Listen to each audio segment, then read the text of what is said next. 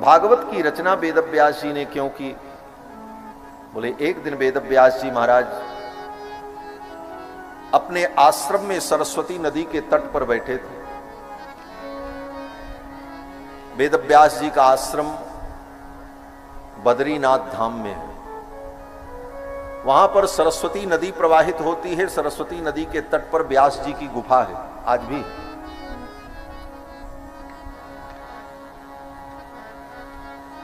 एक दिन व्यास जी महाराज बैठे सोच रहे थे। 17 पुराण और महाभारत जैसे ग्रंथ का हमने निर्माण किया, लेकिन मन को शांति नहीं मिल रही। मन कहता है कुछ और करना चाहिए। लेकिन व्यास जी को कुछ समझ में नहीं आ रहा था। उसी समय देवर्षि नारद आए। नारद जी से व्यास जी ने पूछा, देवर्षि, मेरे मन में बार बार ये विचार आता है मुझे कुछ और करना चाहिए, लेकिन मैं क्या करूं? आप मेरा मार्गदर्शन करो। तो नारद जी ने विचार किया। नारद जी ने कहा, व्यास जी, आपने 17 पुराण और महाभारत लिखा, और महाभारत जैसे ग्रंथ में आपने धर्म, अर्थ, काम, मोक्ष चारों प्रकार के पुरुषार्थ का वर्णन आपने किया, लेकिन जिस प्रकार से भगवान की महिमा का वर्णन करना चाहिए था, उस प्रकार से आपने भगवान की महिमा का वर्णन नहीं किया।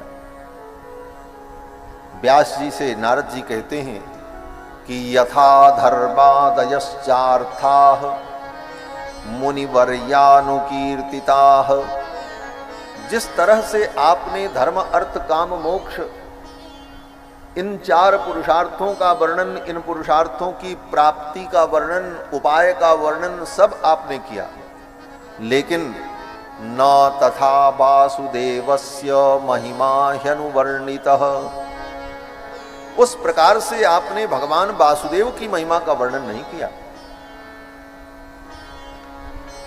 आपका ग्रंथ महाभारत बहुत अच्छा है। बड़े बड़े विद्वान, बड़े बड़े ज्ञानियों की मति आपके उस महाभारत समुद्र में डुबकी लगाएगी। बड़े बड़े ज्ञानियों की मति आपके उस महाभारत ग्रंथ का पार नहीं पाएगी। परंतु भगवान के जो प्रेमी भक्त हैं, जो परमहंस हैं, ऐसे महात्माओं के लिए, ऐसे भगवत प्रेमियों के लिए आपने कुछ नहीं बनाया। उनके लिए भी तो कुछ आप बनाओ। ज्ञानियों के लिए, बुद्धिमानों के लिए, तर्कशील प्राणियों के लिए आपने सब धर्म कर्म की बड़ी बड़ी जटिल बातों को आपने लिख करके महाभारत जैसा ग्रंथ बना तो दिया, लेकिन जिनको केवल भगवान के चरणों से लेना देना है, जो भगवान के प्रेमी हैं, ऐसे परमहंस महात्माओं के लिए आपने क्या किया? उनके लिए भी तो कुछ करो। महात्माओं के लिए क्या चाहिए? बोले जो महात्मा है वो तो भगवान की महिमा सुनना चाहते हैं, उन्हें तो भगवान की महिमा प्रिय लगती है। न तथा वासुदेवस्य महिमा ह्यनुवर्णितः। यद्यपि आपके महाभारत ग्रंथ में ज्ञान विज्ञान सब कुछ है, लेकिन वो भक्तों को उतना प्रिय नहीं लगेगा। क्यों? बोले बहुत सुंदर काव्य की रचना कोई कर दे, उस काव्य में सब ज्ञान विज्ञान भरा हो, लेकिन भगवान की महिमा न हो, तो परमहंस महात्मा प्रेमी जन उसका आस्वादन नहीं करते। और जिसमें भगवान की महिमा का वर्णन हो, उस ग्रंथ में शब्द, काव्य, पंक्तियां टूटी फूटी हो, बहुत व्यवस्थित न हो, लेकिन भगवान की महिमा हो, तो भक्त लोग उसे गाते हैं, भक्त लोग उसे सुनते हैं। भनित विचित्र सुकवि कृत जो, कितना सुंदर कवि ने लिखा हो, लेकिन राम नाम बिन सोह न सो। अगर उसमें राम जी की महिमा नहीं है, भगवान की महिमा नहीं है, तो वो शोभा को प्राप्त नहीं होता। और सब गुण रहित सुकवि कृत बानी, सारे गुण से रहित हो, लेकिन कवि ने अपने उस काव्य में भगवान की महिमा का वर्णन किया हो तो बड़े बड़े महात्मा उसे श्रवण करते हैं। राम नाम जस अंकित जानी, उसमें भगवान के नाम की महिमा, भगवान के गुण की महिमा, तो भक्त उसे श्रवण करते हैं। इसलिए परमहंसों के लिए आप कुछ करो, महात्माओं के लिए कुछ लिखो। तो व्यास जी ने कहा मैं भगवान की महिमा को कैसे जान पाऊंगा? तो नारद जी ने संक्षेप में वेद व्यास जी को भागवत का उपदेश किया। और नारद जी जब उपदेश करके चले गए तो वेद व्यास जी ने नारद जी के सुने हुए उपदेश का ही संक्षिप्त भागवत तत्व का ही विस्तार किया और 18,000 श्लोकों में सुंदर भागवत ग्रंथ का निर्माण किया। नारद जी के द्वारा उपदेश पाकर के व्यास जी ने जब भागवत का निर्माण कर दिया तो व्यास जी सोचने लगे अब किसको पढ़ाऊं मैं, इस भागवत को पढ़ करके कौन गाएगा? तो याद आया वेद व्यास जी को, हमारा बेटा सुखदेव परमहंस है, महात्मा है, मैं अपने पुत्र सुखदेव को पढ़ा दूं। और भागवत के 2-4 श्लोक अपने शिष्यों को याद कराया और कहा जाओ, जहां पर सुखदेव बैठ करके तपस्या कर रहे हैं वहीं जाकर के भागवत के श्लोक का गान करो। शिष्यों ने जाकर के वहां भागवत के श्लोक का गान किया। क्या गाया? बोले पूतना उद्धार की कथा सुनाई। अहो बकीयम स्तनकालकूटम, अहो बकीयम स्तनकालकूटम जिघांसया पाय यदप्य साध्वी, लेभे गतिम धातृचिताम ततोन्यम कमवा दयालुम शरणम ब्रजेम। कितने आश्चर्य की बात है कि बकासुर की बहन पूतना भगवान कृष्ण को मारने आई और उस पूतना को भगवान ने परम गति प्रदान कर दी। कमवा दयालुम शरणम ब्रजेम, ऐसे दयालु भगवान को छोड़कर हम किसकी शरण में जाएं? इतना सुनते ही सुखदेव जी महाराज अपनी समाधि से उठ गए। बोले वो परमात्मा इतना कृपालु है। हम तो आज तक यही समझते थे कि परमात्मा तो निर्गुण है, लेकिन उसके अंदर कृपा नाम का गुण है, करुणा नाम का गुण है, ये तो आज मुझे पता चला। फिर शिष्यों ने भगवान के स्वरूप का वर्णन किया एक श्लोक में। बरहा पीडम नटवर बपु कर्णयो कर्णिकारम, बिभ्रद्वास कनक कपिशम वैजयंतीं च मालां, रंधान वेणोरधर सुधया पूरयन् गोपवृन्दैः, वृंदारण्यम स्वपदरमणम प्राविशद्गीतकीर्तिः। भगवान के उस स्वरूप का वर्णन किया जब भगवान वृंदावन में गायों को चराने के लिए गायों के पीछे पीछे बंसी बजाते हुए जा रहे हैं। क्या झांकी है? बोले आगे आगे गायें चल रही हैं। गायों के चरणों से उड़ने वाली धूल गोविंद के ऊपर पड़ रही है। सुंदर पीतांबर धारण कर रखा है भगवान ने, गले में वैजयंती की माला, कानों में कनेर पुष्प के कुंडल, मस्तक पर मोर मुकुट और अपने अधरों पर बंशी रखकर सखाओं से घिरे हुए, चारों तरफ से सखाओं ने घेर रखा है और सुंदर स्वर लहरी प्रकट करते हुए, ठुमकते हुए अपने नन्हे नन्हे निरावरण चरणों को ब्रज की पावन भूमि में विन्यस्त करते हुए गोविंद जब गायों का अनुगमन कर रहे हैं, उस लीला का जो चित्रण किया सुखदेव जी ने। वरहा पीडम नटवर बपुक कर्णयोः कर्णिकारम, बिभ्रद्वासक कनक कपिशम वैजयंतीं च मालाम, रंधान वेणोरधर सुधया पूरयन गोप वृंदई वृंदारण्यम स्वपद रमणम प्राविशद गीत कीर्ति। भगवान के इस मनोहर स्वरूप का वर्णन सुनकर सुखदेव उठ करके नाचने लगे। सुखदेव जी ने कहा, वो परमात्मा ऐसा गुणवान है और साकार है, उसका ऐसा सुंदर आकार है। हम तो यही जानते थे वो निर्गुण निराकार है, लेकिन आज पता चला कि वो सगुण साकार है और उसके गुण ऐसे दिव्य हैं और उसका स्वरूप इतना सुंदर है। और सुनाओ, वर्णन करो। शिष्यों ने कहा, और सुनना है तो हमारे गुरु जी के पास चलो। हम तो केवल आपको थोड़ी सी बात बता सकते हैं, पूरी पूरी बात तो गुरुदेव बताएंगे। सुखदेव जी ने कहा, चलो। समाधि छोड़ दी और कथा सुनने के लिए चल गए। सुखदेव जी जन्म सिद्ध योगी, जन्म लेते ही जंगल में तप करने के लिए चले गए थे। 12 वर्ष तक तो अपनी मां के गर्भ में ही थे। 12 वर्ष बाद जब बहुत प्रार्थना करने पर गर्भ से बाहर आए तो रुके नहीं, जंगल चले गए। वेद व्यास जी पीछे पीछे दौड़ रहे थे, बेटा रुक जाओ। पुत्रेति तन्मयतया तरवोभिनेदुः। व्यास जी पीछे पीछे दौड़ रहे थे, बेटा रुक जाओ, मुझे छोड़ के मत जाओ। तुम्हारे वियोग में मैं तो रह लूंगा, लेकिन तुम्हारी मां को मैं क्या जवाब दूंगा।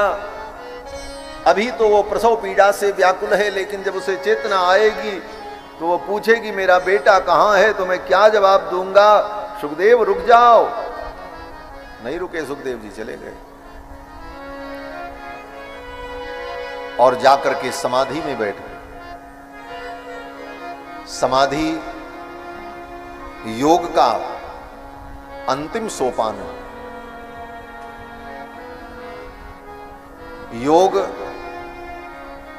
योग क्या है? आजकल तो लोग योग गुरु बन जाते हैं, योगाचार्य बन जाते हैं, लेकिन योग क्या है? योग का वर्णन जो महर्षि पतंजलि ने किया है, अष्टांग योग, उसके 8 अंग होते हैं। यम, नियम, आसन, प्राणायाम, प्रत्याहार, धारणा, ध्यान और तब समाधि। ये 7 अंग पूरे हो जाएं तब व्यक्ति समाधि को प्राप्त करता है। और ये 8 यम, नियम, आसन, प्राणायाम, प्रत्याहार, धारणा, ध्यान, ये 7 पूरे हो जाएं तब 8वीं कोटि में जाकर के समाधि लग जाती है। उसको योग कहते हैं। आजकल तो कसरत करना, व्यायाम करना, उसी को लोग योग कहते हैं। हम योग करते हैं, बोले वो योग नहीं है, वो तुम्हारा व्यायाम है, बस केवल स्वस्थ रहने के लिए हाथ पैर सीधा उल्टा करते रहो। योग का अंतिम लक्ष्य समाधि है और वहां तक पहुंचना बड़ा कठिन है। इस कलयुग में योग की पहली सीढ़ी लोग नहीं पार कर सकते महाराज, 7 सीढ़ियां तो बहुत दूर की बात है। पहली सीढ़ी जो यम है, जहां से शुरुआत होती है, यम के 5 भेद हैं। अहिंसा, सत्य, स्तेय, ब्रह्मचर्य, अपरिग्रह। अहिंसा का पूर्ण पालन, सत्य का पूर्ण पालन, मन वचन कर्म से हम झूठ न बोलें। अस्तेय, किसी भी व्यक्ति की कोई भी वस्तु बिना उसकी अनुमति के हम न लें। किसी के खेत से आपने इतनी मट्टी भी उठा ली हाथ धुलने के लिए तो आपका अस्तेय व्रत भंग हो गए। ब्रह्मचर्य, 8 प्रकार के मैथुन का त्याग, उसका नाम है ब्रह्मचर्य। स्मरणम, कीर्तनम, केलिह, प्रेक्षणम, गुह्य भाषणम, संकल्पोध्यवसायश्च, क्रिया निष्पत्तिरेव च, एतत् मैथुनम अष्टांगम प्रवदन्ति मनीषिणः। मन से, चित्त से, विचार से किसी भी प्रकार से काम का चिंतन जीवन में न हो, तब ब्रह्मचर्य व्रत। और अपरिग्रह, अपरिग्रह माने किसी भी व्यक्ति की कोई वस्तु न लेना, अपना जो कुछ है उसी में संतुष्ट रहना, किसी की किसी वस्तु को प्राप्त करने की कामना भी मन में न रखना। तो इन पांचों का जब पालन हो जाए, अहिंसा, सत्य, अस्तेय, ब्रह्मचर्य, अपरिग्रह, तब वो यम की, वो योग की पहली सीढ़ी पार करता है। अभी इसके बाद 6 बची। यम के बाद नियम, फिर आसन, फिर प्राणायाम, फिर प्रत्याहार, फिर धारणा, तब ध्यान। ध्यान, बोले ध्यान में पहुंचने पर केवल 3 वस्तुएं रह जाती हैं। एक ध्यान करने वाला, और एक जिसका ध्यान किया जाता है 2, और तीसरा ध्यान। ध्याता, ध्येय, ध्यान, ज्ञाता, ज्ञेय, ज्ञान, ये त्रिपुटी रहती है। और उस ध्यान की पराकाष्ठा में तीनों एक हो जाएं, ध्याता, ध्यान, ध्येय, ये त्रिपुटी एक हो जाए, उसका नाम है समाधि। ये योग की अंतिम सीढ़ी है। समाधि तक पहुंचना कितना कठिन है। और सुखदेव जी बोले जन्म जन्मांतर के सिद्ध योगी होने के कारण जन्म लेते ही उनको समाधि लग गई। अनेक जन्मों के संस्कार थे, इसीलिए हमारे यहां अनेक जन्मों के संस्कार को स्वीकार किया जाता है और देखा भी जाता है। एक ही घर के 2 बच्चे एक ही विद्यालय में पढ़ते हैं, एक ही मास्टर पढ़ाता है, वही कॉपी किताब उनको मिलती है, वही वातावरण रहता है, लेकिन एक बहुत होनहार हो जाता है और ये कुछ नहीं कर पाता। क्यों अंतर होता? क्यों? बोले उसका संस्कार पहले से बना हुआ, अनेक जन्मों के संस्कार होते, अनेक जन्मों के संस्कार आत्मा में सूक्ष्म रूप से व्यवस्थित रहते। समय आने पर, अनुकूल वातावरण मिलने पर वो संस्कार जागृत हो जाते हैं। तो सुखदेव जी तो जन्म सिद्ध योगी थे, जन्म जन्मांतर का योग का संस्कार था उनके अंदर। जाते ही बैठ गए और समाधि लग गई। लेकिन जब वेद व्यास जी के शिष्यों ने भगवान की कथा सुनाई तो समाधि छोड़ दिया और कहा चलो मैं भी चल रहा हूं और मैं कथा श्रवण करूंगा। और सुखदेव जी अपनी समाधि छोड़ करके आए और अपने पिता वेदव्यास के चरणों में बैठ गए, प्रणाम किया और कहा पिताजी मुझे भगवान की कथा सुनाओ। क्या मतलब है इसका? बोले इसका मतलब यही है कि इस कथा को श्रवण करने के लिए सुखदेव ने अपनी समाधि छोड़ दी। सोचो, हम अपनी उपाधि नहीं छोड़ पाते, अपनी आधी व्याधि नहीं छोड़ पाते, छोटे मोटे काम नहीं छोड़ पाते। लोग कहते महाराज क्या करें, कथा सुनने का तो मन था लेकिन काम आ गया। हम भी कथा सुनना चाहते थे लेकिन क्या करें, हमारी रिश्तेदारी में शादी पड़ गई थी, वहां चले गए। समाधि से बड़ी कोई चीज इस धरती पर नहीं हो सकती। और सुखदेव ने अपनी समाधि छोड़ दी और आकर के पिता के चरणों में बैठ गए। बोले पिताजी मुझे गोविंद की कथा सुनाओ। ये कथा है। और फिर वेद व्यास जी ने सुखदेव जी को पूरी भागवत सुनाई। सौनक जी ने सूत जी से प्रश्न किया। यहां पर सौनक जी ने कहा सवई निवृत्त निरतः। सुखदेव जी तो निवृत्त मार्गी थे। संसार में 2 मार्ग होता है, एक निवृत्त मार्ग, एक प्रवृत्ति मार्ग।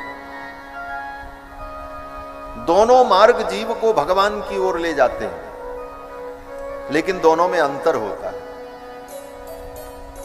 जैसे यहां से कहीं जाने के लिए दो मार्ग हो, दोनों मार्ग उसी शहर में जाएंगे, लेकिन एक इधर से एक इधर से। भगवान के चरणों में पहुंचने के दो मार्ग हैं, एक निवृत्ति मार्ग, एक प्रवृत्ति मार्ग। इन दोनों में अंतर क्या है? बोले निवृत्ति मार्ग जो है वो कहता है सब छोड़ो और भगवान का भजन करो।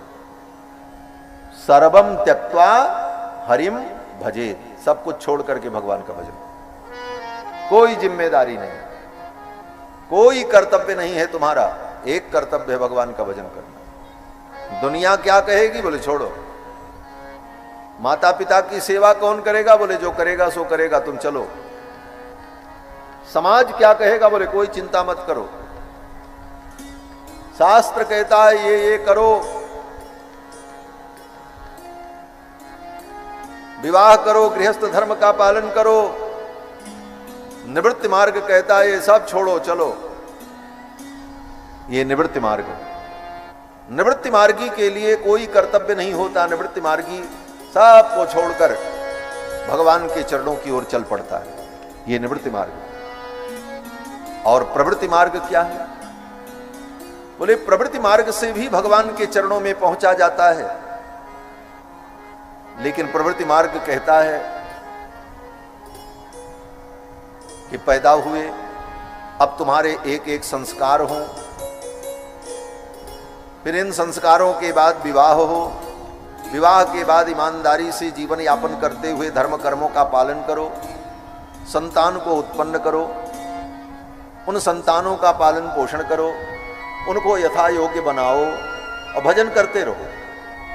और ये सब करते करते जब जीवन में वृद्धावस्था आ जाए तो भगवान में मन लगाकर, चित्त को भगवान में लगाकर संसार की प्रवृत्ति में, संसार के व्यवहार में रहते हुए भगवान के चरणों में जाओ।